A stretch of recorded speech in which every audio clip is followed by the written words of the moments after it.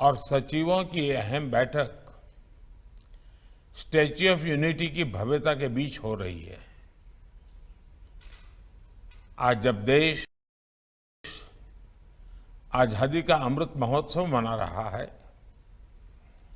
तब लोकहित को लेकर सरदार पटेल की प्रेरणा हमें सही दिशा में भी ले जाएगी और हमें लक्ष्य तक पहुंचाएगी भी।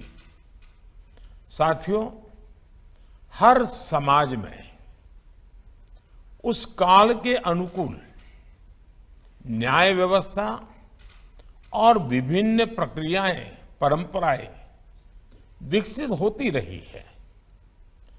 स्वस्थ समाज के लिए, आत्मविश्वास से भरे समाज के लिए, देश के विकास के लिए भरोसेमंद और त्वरित न्याय व्यवस्था बहुत ही आवश्यक है। जब न्याय मिलते हुए दिखता है तो संवैधानिक संस्थाओं के प्रति देशवासियों का भरोसा मजबूत होता है और जब न्याय मिलता है तो देश के सामान्य मानवी का आत्मविश्वास भी उतना ही बढ़ता है। इसलिए देश की कानून व्यवस्था को निरंतर बेहतर बनाने के लिए इस तरह के आयोजन बेहद अहम है।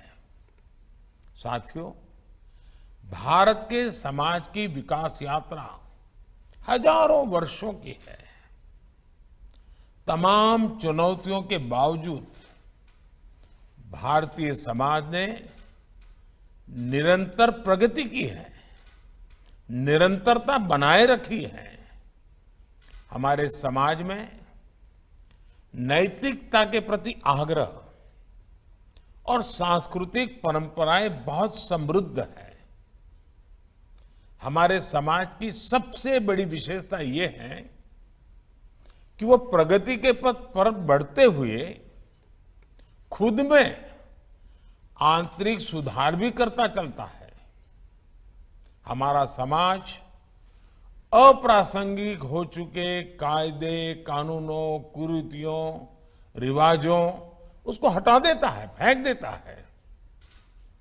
वरना हमने ये भी देखा है कि कोई भी परंपरा हो, जब वो रूढ़ी बन जाती है तो समाज पर वो एक बोझ बन जाती है और समाज इस बोझ के तले दब जाता है। इसलिए हर व्यवस्था में निरंतर सुधार एक अपरिहार्य आवश्यकता होती है। आपने सुना होगा, मैं अक्सर कहता हूं कि देश के लोगों को सरकार का अभाव भी नहीं लगना चाहिए और देश के लोगों को सरकार का दबाव भी महसूस नहीं होना चाहिए। सरकार का दबाव जिन भी बात से बनता है उसमें अनावश्यक कानूनों की भी बहुत बड़ी भूमिका रही है। बीते 8 वर्षों में भारत के नागरिकों से सरकार का दबाव हटाने पर हमारा विशेष जोर रहा है। आप भी जानते हैं कि देश ने 1,500 से ज्यादा पुराने और अप्रासंगिक कानूनों को रद्द कर दिया है। इनमें से अनेक कानून तो गुलामी के समय से चले आ रहे हैं। इनोवेशन और ईज ऑफ लिविंग के रास्ते से कानूनी अड़चनों को हटाने के लिए 32,000 से ज्यादा कंप्लायंसेस भी कम किए गए हैं। ये बदलाव जनता की सुविधा के लिए है और समय के हिसाब से भी बहुत जरूरी है। हम जानते हैं कि गुलामी के समय के कई पुराने कानून अब भी राज्यों में भी चल रहे हैं। आजादी के इस अमृत काल में गुलामी के समय से चली आ रहे कानूनों को समाप्त करके नए कानून आज की तारीख के हिसाब से बनाए जाना जरूरी है। मेरा आपसे आग्रह है कि इस कॉन्फ्रेंस में इस तरह के कानूनों की समाप्ति का रास्ता बनाने पर जरूर विचार होना चाहिए। इसके अलावा राज्यों के जो मौजूदा कानून है उनकी समीक्षा भी बहुत मददगार साबित होगी। इस समीक्षा के फोकस में ईज ऑफ लिविंग भी हो और ईज ऑफ जस्टिस भी हो।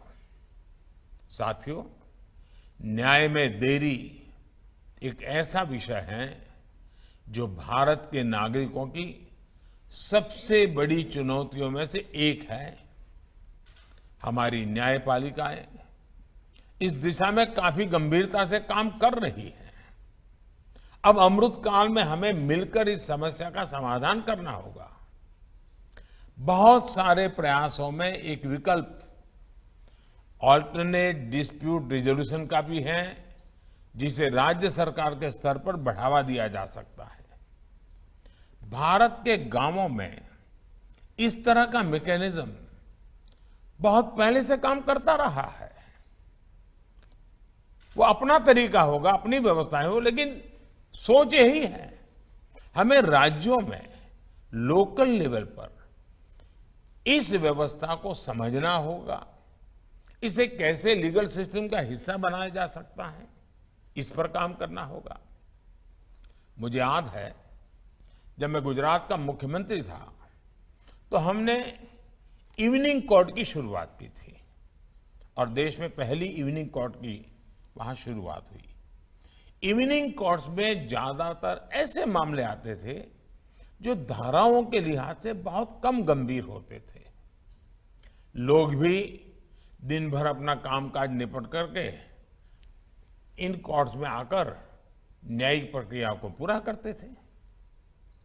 इससे उनका समय भी बचता था और मामले की सुनवाई भी तेजी से होती थी। इवनिंग कोर्ट्स की वजह से गुजरात में बीते वर्षों में 9 लाख से ज्यादा केसों को सुलझाया गया है। हमने देखा है कि देश में त्वरित न्याय का एक और माध्यम लोक अदालतें भी बनी हैं। कई राज्यों में इसे लेकर बहुत अच्छा काम भी हुआ है। लोक अदालतों के माध्यम से देश में बीते वर्षों में लाखों केसों को सुलझाया गया है। इनसे अदालतों का बोझ भी बहुत कम हुआ है और खास तौर पर गांव में रहने वाले लोगों को, गरीबों को न्याय मिलना भी बहुत आसान हुआ है। साथियों, आप में ज्यादा लोगों के पास संसदीय कार्य मंत्रालय का भी दायित्व होता है, यानी आप सभी कानून बनने की प्रक्रिया से भी काफी करीब से गुजरते हैं। मकसद कितना ही अच्छा हो, लेकिन अगर कानून में ही भ्रम होगा, स्पष्टता का अभाव होगा, तो इसका बहुत बड़ा खामियाजा भविष्य में सामान्य नागरिकों को उठाना पड़ता है। कानून की क्लिष्टता, उसकी भाषा ऐसी होती है और उसकी वजह से, कॉम्प्लेक्सिटी की वजह से सामान्य नागरिकों को बहुत सारा धन खर्च करके न्याय प्राप्त करने के लिए इधर उधर दौड़ना पड़ता है। इसलिए कानून जब सामान्य मानव की समझ में आता है, उसका प्रभाव ही कुछ और होता है। इसलिए कुछ देशों में जब संसद या विधानसभा में कानून का निर्माण होता है तो 2 तरह से उसकी तैयारी की जाती है। एक है कानून की परिभाषा में टेक्निकल शब्दों का उपयोग करते हुए उसकी विस्तृत व्याख्या करना, और दूसरा उस भाषा में कानून को लिखना और जो लोक भाषा में लिखना, उस देश के सामान्य मानवी को समझ आए उस रूप में लिखना, मूल कानून के स्पिरिट को ध्यान में रखते हुए लिखना। इसलिए कानून बनाते समय हमारा फोकस होना चाहिए कि गरीब से गरीब भी नए बनने वाले कानून को अच्छी तरह समझ पाए। कुछ देशों में ऐसा भी प्रावधान होता है कि कानून के निर्माण के समय ही ये तय कर दिया जाता है कि वो कानून कब तक प्रभावी रहेगा। यानी एक तरह से कानून के निर्माण के समय ही उसकी उम्र, उसके एक्सपायरी डेट तय कर दी जाती है। कानून 5 साल के लिए है, ये कानून 10 साल के लिए है, तय कर लिया जाता है। जब वो तारीख आती है तो उस कानून की नई परिस्थितियों में फिर से समीक्षा होती है। भारत में भी हमें इसी भावना को लेकर आगे बढ़ना है। ईज ऑफ जस्टिस के लिए कानूनी व्यवस्था में स्थानीय भाषा की भी बहुत बड़ी भूमिका है। मैं हमारी न्यायपालिका के सामने भी इस विषय को लगातार उठाता रहा हूं। इस दिशा में देश कई बड़े प्रयास भी कर रहा है। किसी भी नागरिक के लिए कानून की भाषा बाधा न बने, हर राज्य इसके लिए भी काम करे। इसके लिए हमें लॉजिस्टिक्स और इंफ्रास्ट्रक्चर का सपोर्ट भी चाहिए होगा। और युवाओं के लिए मातृभाषा में एकेडमिक इकोसिस्टम भी बनाना होगा। लॉ से जुड़े कोर्सेज मातृभाषा में हो। हमारे कानून सहज सरल भाषा में लिखे जाएं। हाई कोर्ट्स और सुप्रीम कोर्ट के महत्वपूर्ण केसेस की डिजिटल लाइब्रेरी स्थानीय भाषा में हो। इसके लिए हमें काम करना होगा। इससे सामान्य मानवी में कानून को लेकर जानकारी भी बढ़ेगी और भारी भरकम कानूनी शब्दों का डर भी कम होगा। साथियों, जब न्याय व्यवस्था समाज के साथ साथ विस्तार लेती है, आधुनिकता को अंगीकार करने की स्वाभाविक प्रवृत्ति उसमें होती ही है, तो समाज में जो बदलाव आते हैं वो न्याय व्यवस्था में भी दिखते हैं। टेक्नोलॉजी किस तरह से आज न्याय व्यवस्था का भी अभिन्न अंग बन गई है, इसे हमने कोरोना काल में भी देखा है। आज देश में ई कोर्ट्स मिशन तेजी से आगे बढ़ रहा है। वर्चुअल हियरिंग और वर्चुअल पेशी जैसी व्यवस्थाएं अब हमारे लीगल सिस्टम का हिस्सा बन रही है। इसके अलावा केस की ई फाइलिंग को भी बढ़ावा दिया जा रहा है। अब देश में 5G के आने से इन व्यवस्थाओं में और भी तेजी आएगी और बहुत बड़े बदलाव इसके कारण अंतर्निहित है, होने ही वाले हैं। इसलिए हर एक राज्य को इसे ध्यान में रखते हुए अपनी व्यवस्थाओं को अपडेट और अपग्रेड करना ही पड़ेगा। हमारी लीगल एजुकेशन को टेक्नोलॉजी के हिसाब से तैयार करना भी हमारी एक महत्वपूर्ण लक्ष्य होना चाहिए। साथियों, समर्थ राष्ट्र और समृद्ध समाज के लिए संवेदनशील न्याय व्यवस्था एक अनिवार्य शर्त होती है। इसलिए मैंने हाई कोर्ट के मुख्य न्यायाधीशों की संयुक्त बैठक में अंडर ट्रायल्स का विषय उठाया था। मेरा आप सबसे आग्रह है कि केसों के स्पीडी ट्रायल के लिए राज्य सरकार द्वारा जो कुछ किया जा सकता है वो जरूर करें। विचाराधीन कैदियों को लेकर भी राज्य सरकारें पूरे मानवीय दृष्टिकोण के साथ काम करें ताकि हमारी न्याय व्यवस्था एक मानवीय आदर्श के साथ आगे बढ़े। साथियों, हमारे देश की न्याय व्यवस्था के लिए संविधान ही सुप्रीम है। इसी संविधान की कोख से न्यायपालिका, विधायिका और कार्यपालिका तीनों का ही जन्म हुआ है। सरकार हो, संसद हो, हमारी अदालतें हो, ये तीनों एक तरह से एक ही मां, संविधान रूपी माता की संतान है। इसलिए कार्य भिन्न होने के बावजूद अगर हम संविधान की भावना को देखें तो वाद विवाद के लिए, एक दूसरे से होड़ के लिए कोई गुंजाइश नहीं रहती।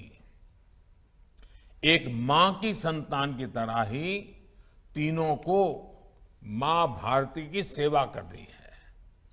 तीनों को मिलकर 21वीं सदी में भारत को नई ऊंचाई पर ले जाना है।